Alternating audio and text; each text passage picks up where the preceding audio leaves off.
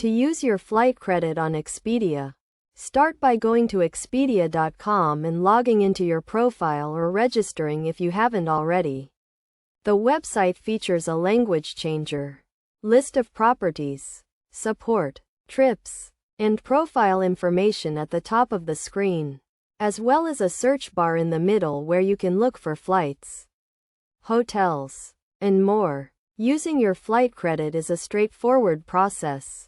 Log into your account, use the search bar to find the flight you want to book, and then select it. On the checkout page, you'll see an option to apply your flight credit, which will prompt you to enter the required details, such as your credit amount and travel names. Follow the instructions to finalize your booking, keeping in mind that airline credits are usually non-transferable and can only be used by the original ticket holder. Additionally, they typically only apply to the flight itself, not to extras like baggage fees or upgrades.